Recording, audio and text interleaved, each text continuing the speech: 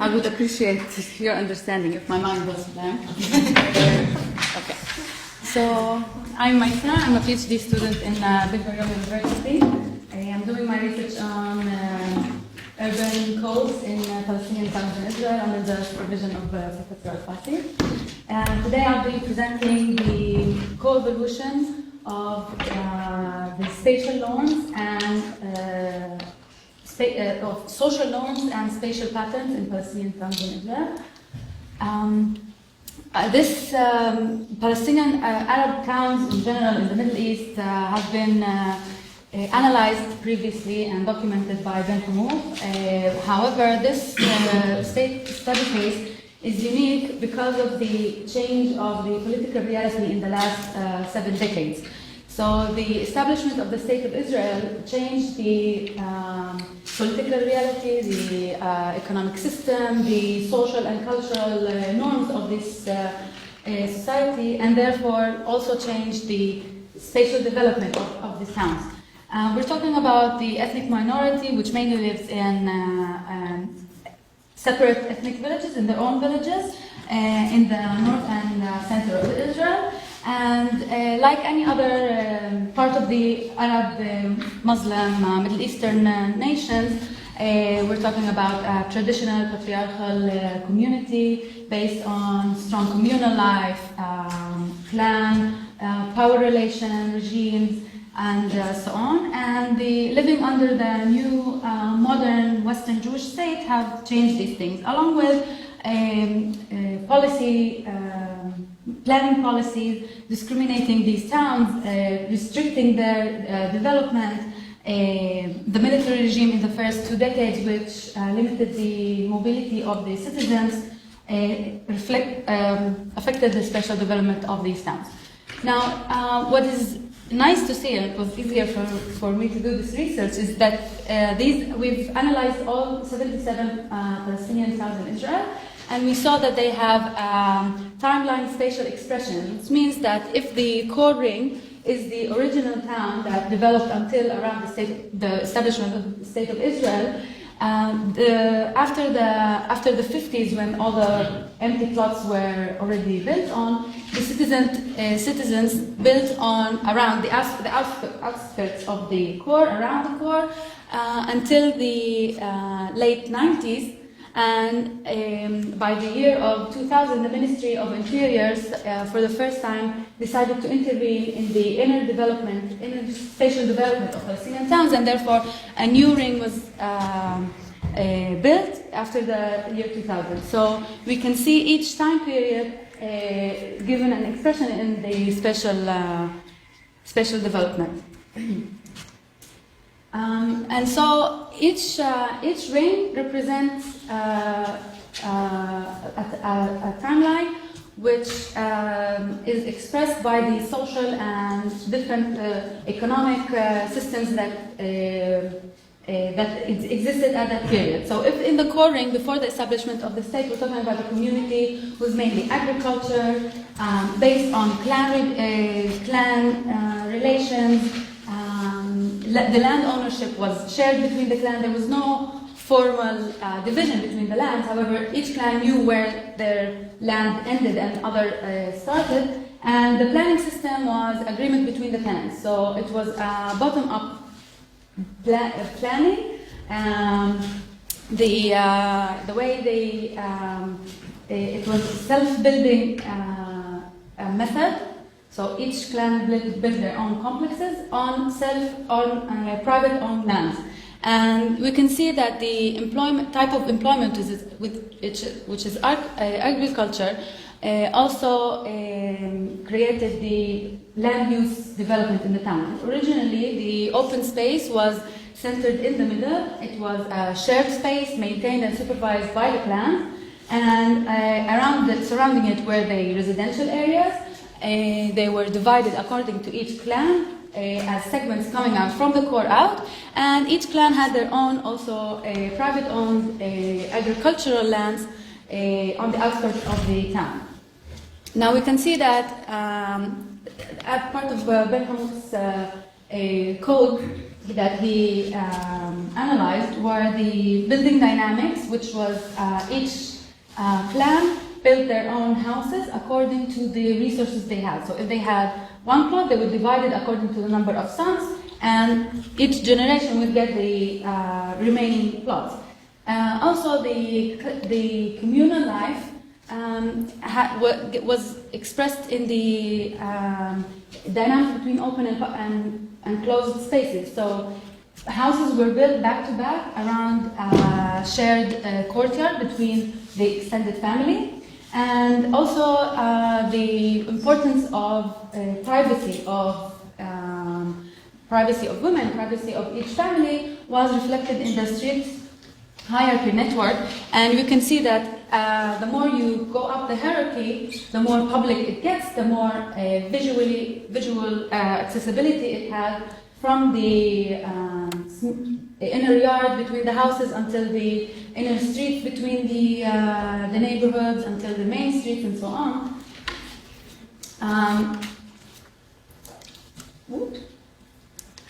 Yeah. And we can see this how the social patterns changed after the establishment of the state. The confiscation of land shifted the employment to a more professional one, and so the residents created employment on the ground floor of residential buildings on main streets, dividing between the clan neighborhoods. The clan relations was weakened, and there were more familial relations. And so each plot was larger than the previous ones in the core, and the planning system of the Israeli planning system did not intervene in the inner development of the towns. However, they did restrict an outline of how much they can extend out the core. And we can see also the spatial pattern, how it developed. The technological development at that time allowed the building over a couple of stories, where in the core you can see only one-story high buildings. In the second ring you can see that there's the first generation who built their own house on a plot, and then the rest of the plot was divided according to the number of sons, and then number of the third generation would build up a number of stories until over the second generation's house. And also the dynamics between the open and public space were shown on the importance that they had to maintain the shared open space, which was the inner yard in the core ring. They still have a shared open space, which was for familial uses. The kids could play there, it was safe, it was maintained and supervised by the people living in the houses, and the street networks, which was changed according to the land ownership in the core ring, shifted the street hierarchy network from a 4 or 5 tier hierarchy to a 3 tier hierarchy. Now we can see in the third ring, in the new neighborhoods, that the modern life started also to affect the Palestinian society. There were more modern, the employment were more modern type, the land ownership, which was more built on state land or privately owned land, divided into fixed size plots, and the planning system started to intervene. So you can see a clear division between public and private spaces. And so the urban code, you can see that it somehow disappeared in the third ring. It started a new urban code, like any other modern town. There's main streets and inner streets. There's fixed size plots where you can build and buy and build. And we can see also how the public spaces and the maintenance of public spaces changed, where it was centered and maintained and used by all the clans in the center and the core, where it shifted to the main streets in the second ring. Also, they were inside the neighborhoods, and how it was planned by zoning policy in the third ring. They were remote, they were not very much developed. The citizens didn't feel that the public spaces were their own.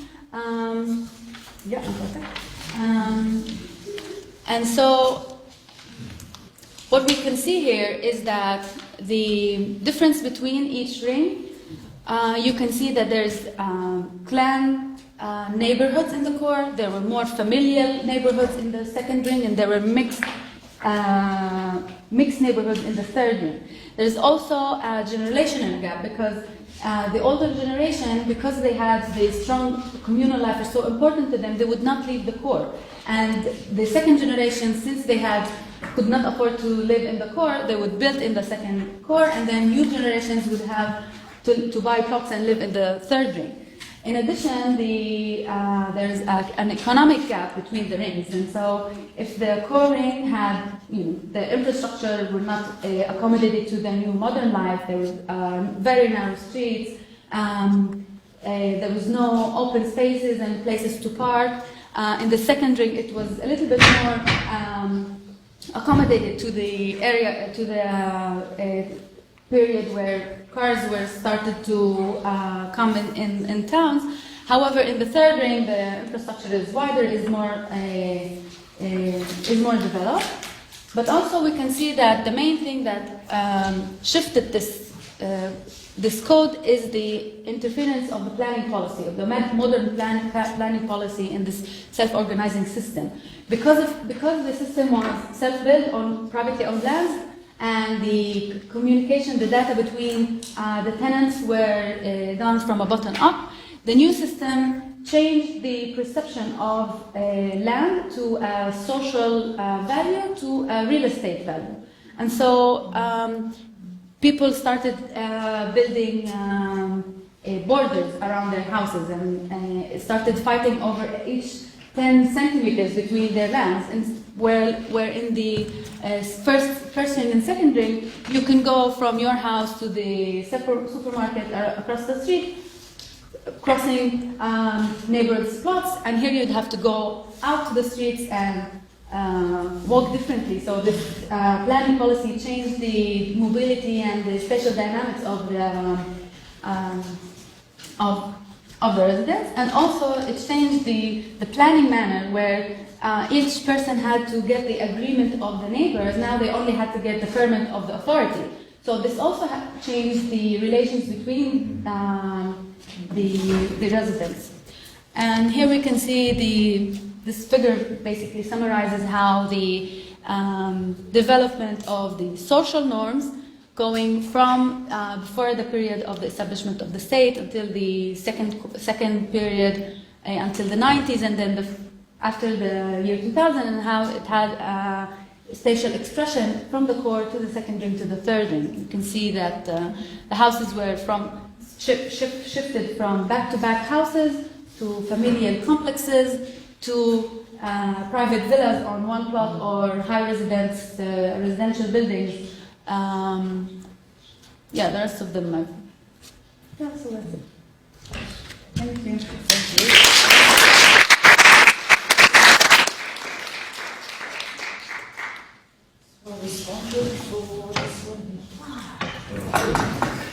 Okay, thank you for this presentation, the paper. And I was asking me what really co-evolved in the time when I was reading the paper. And I was asking, isn't it the communal and familial way of life and values against modernization in the state? Because in the three rings we have a kind of response, a kind of way to trying to be in the communal and familial way of life, way of organizing the territory. And you said that lifestyle demands external intervention consistent with local values and existing circumstances. What kind of external intervention would be to make it possible harmonization with the values of communal way of life and the state, Yeah. the state of Israel. Okay, and the three rings made to us a kind of a morphology, the territory of that. Okay, but what about the physiology or the power, the wealth? The power in the cities remains with the clans. The wealthy men or women are in the clans. Yes. Yes, you can see that because, for example, you can see that very obvious in each core. So if in the core, wealthier families could destroy the old house and build very new modern buildings, others could only renovate it, and others you could walk around and you can see this old building existed from hundreds of years ago, and they would still live in it. So this difference would be obvious, and also in the second ring. So larger plots with with larger open spaces belong to wealthier families as opposed to. That's not. I didn't answer your question. Okay, no, but from what I see in the paper, when rich families go to the second or the third ring, if possible, they remain really near the way of life organizing their families, like in the clan, the corner, first one. Yeah. Isn't it? No, they would still need. They would because you cannot, according to the Israeli planning system, you cannot have this shared ownership. It's not something that it is accepted. So you cannot build these familiar complexes, and so the shared spaces, for example, or open spaces, are still needed in the third ring. And so even the younger generation who live in the third ring constantly go back to their parents' house and to their grandfather's house in the second ring in order to consume this space. Okay. No? Okay. Thank you for your presentation. I found it very interesting, but I was wondering when you move from ring to ring, and the third ring in particular, and you say, well, the planning system is totally different and it imposes new rules, etc. I was wondering, how does the residents, after they settle in this third ring, how they also change what was planned? What are the informal changes, adaptations that they introduce into the place? It's funny because we were discussing do we still consider the third ring as a complex system, or is it just a top-down system? And we were wondering about that, and we were saying that there is a lot of illegal buildings even in the third ring. So sometimes there would be private plots, but it would not be considered inside the planning, the authorized plan. So people would just build their own house illegally, or that's one type of informal way. The other part is that they would a few brothers would buy plots one next to each other and would also create this familial context. It's not informal, but it's playing inside the system. However, still you can see that the public space, when you go around in the street, you see that the spaces are not the street is very, it's not lively, it's not a safe place to be in. Other than when you go around in the second ring, where you can see people placing their private their things on the streets, you can see that if you walk around in the street, someone would recognize you and they would ask you, what are you doing here? And it's a very communal way of life, and it's very shown in the public spaces where people don't consume the public space in the third ring. Why? And because the system has changed. Instead of you would feel that you own the land, that like land ownership is part of it, is that you feel that you supervise it, that you maintain it. And in Palestinian towns, if a land is not owned by anyone, it's not. If it's state owned, it's not a land for everyone. It's no man's land. So the rules are not if the rules before were between the community and the communal rules were obvious to the residents, here the new rules is between the authority, and the authority also, the local authority is also plan-based, so it's not a democratic one. It's not that the new democratic regime has shifted the communal one and it's working as a Western town would work. So it's still, the residents don't feel quite like if you come from a stronger clan, you would feel more comfortable taking over the public space, and the local authority wouldn't give you a hard time with whether, you know. So it's the social rules are not quite developed according to the new democratic system. Yeah, in the context of the conference and in your presentation in particular, what emerges to me, often I have these questions about what is the simplest code, and the simplest code is often money, and we don't speak a lot about it, I think, in these days.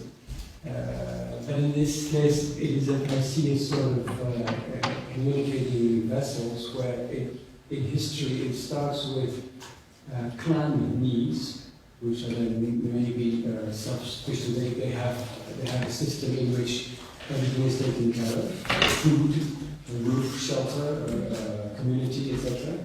And it is a networked organization. It's not centralized, probably somehow centralized, but less formal maybe. Yeah.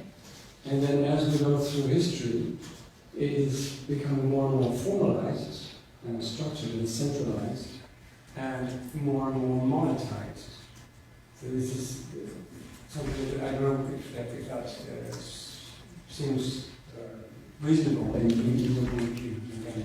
it seems that this sort of gradient in historical development, where money becomes more important as an anonymous vehicle of life standards in a centralized system, whereas it was much more complex. Yes, but I still think, and this is, I'll be connected to the first question, I forgot to answer that. If we're talking about the economic system here, so we're talking about a community where there's a housing crisis. The housing crisis, for example, is major in the Palestinian towns. And some of the problems that the complex system did not start quite solving by itself is the familial complexes, for example. So you can see if someone wants to sell their house, they cannot sell it to a stranger because the entrance is from family. The whole physical context there is familial based. So you cannot sell it to a stranger. You can also sell it to someone from the family. And you can see a lot of empty house units in these familial complexes in a reality where there's housing crisis. And so I understand that the Palestinian society, it's like a natural development, like economically and socially. You're saying they're supposed to be more centralized, more democratic. But the built environment in the core and the second, it does not allow this evolution. It reflects very much the conditions in which it became. And what's interesting is that individuals today in the modern outside ring still feel the need to go back to the old form of that city. And then you say to us that this form of the city still exists because they're not going to tear down the bricks, but they cannot sell it, even though out-of-ring people are still interested in using it. So this... It's different. It depends. Some of the it somehow limit. For example, new couples would want to say, I don't want to live next to family, so to my family, so I would want to live outside. But if the modern planning system is supposed to fix these planning problems, it didn't quite fix it because buying a plot in the third ring, you need a lot of, I'm saying, you need $1 million shekels just to buy a plot. So I don't know if you understand. Yeah, so young couples don't have that. It's not that the new system solved these planning problems that existed in the third ring. And so we can see that like there's social norms that were not met in the third ring, and the built environment, the spatial environment in the core and second did not evolve according to the new modern needs. There's quite a difference in that. That is just a fascinating observation compared to the story of the workshop yesterday. Is that in the city of Ghent, you have the historical center, which we're in, then you have the 19th century ring, and then you have the third ring. And it's exactly the opposite. The historical center is way overpriced. I mean, until 20, 30 years ago, I can show you neighborhoods that are now considered only for very wealthy families that you had to stay away from because it was, okay, you wouldn't get mugged and stuff like that, which was the historical small streets and stuff like that. And the 19th century, wow, okay, first couples can buy houses there, and then you have the third one, and now it's like switching completely. Like, the outskirts, it's getting much cheaper because you can't access central facilities anymore. This is way overpriced, and in the middle, yeah, it's sort of fluctuating between the two. So it would be interesting to see how. Yeah, because the land are private, it's we have to wait another decade or two to see how that changes. Yeah. I just had an observation compared to your presentation and Paolo, and I'm not sure if it's a question, but I just wanted to share that it somehow feels that there's a planning system and there are communities, and in your presentation it feels very much like these are divergent from each other, like the planning system is formalizing, moving out, and almost forgetting, or actually not almost, they are forgetting about community needs, and the community seems to evolve, disappear as well, actually, because, I don't know, in the beginning it felt like the planning system was really imminent to the communities, and now there's a planning system and there's communities, but the communities do not really function the way they did. The planning system in Israel does not forget about the community. They want to deconstruct the community life. Well, yeah, okay, that's even more. This is what's happening. And whereas Paulo's presentation, I think, was the opposite movement of the two coming back together again. The political issue here maybe plays the role. I just think there's. Yeah, it's really nice. Is there any hope? Maybe is there any hope?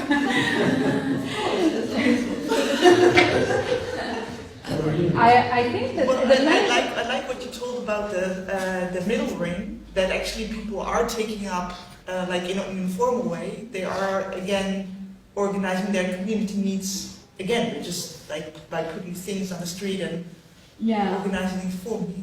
I think the hope is in building informally. But now we've seen that a month ago there was a huge demonstration in the Palestinian community where there's 60,000 houses, illegal houses that need to be destroyed. We're talking about 250,000 citizens, which is about 20% of the society. And you know, I look at this paper, I told Marit, like, we talk about social norms and the economic system, and then, you know, the political life comes in and says, well, we need to destroy that. So it's not, I feel pretty hopeless. But we do our research, and then politics come and they create reality. But it's a very good reflection. By the way, this is very optimistic coming from the beginning. I'm the least optimistic. Look, thank you so much. It was wonderful.